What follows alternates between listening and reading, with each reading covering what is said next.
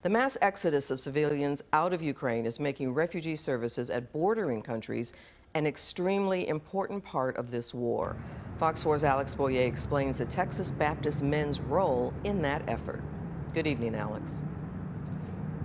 Hi, Clarice. Well, Rand Jenkins with Texas Baptist Men has been in Poland for less than 24 hours. And in that time, he tells me he's already assisted over 100 Ukrainian refugees who have crossed over the border into Poland. Now, he got a little emotional with me today talking about his experience. New people are coming with soldiers to the Polish side from Ukraine, children and the women. Cell phone video narrated by a photographer working with Texas Baptist Men shows dozens of Ukrainians arriving at a refugee site in neighboring Poland overnight. This woman left her parents and sister behind.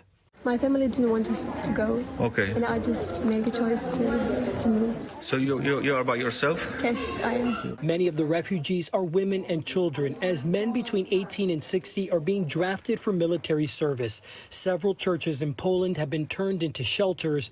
Rand Jenkins with Texas Baptist Men is there to help. And one of the things that we're seeing in these relief centers is when people arrive, they have that look of, I just don't know what to do.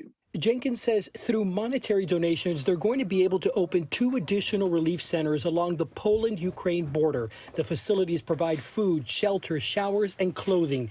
Jenkins says each person there has a gut-wrenching story of escape. I talked with a lady this morning who left at 1 o'clock one day because she was just tired of the rockets.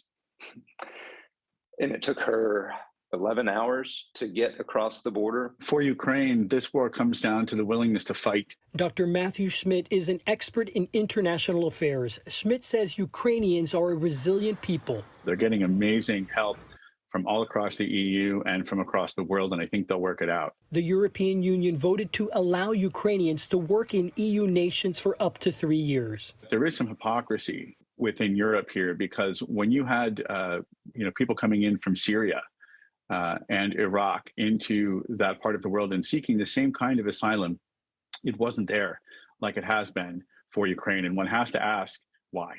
Politics aside, Oksana says she's grateful for the help. I think I need to stay here for 2 days or 3 days. Then maybe I can go I need to find a job to work.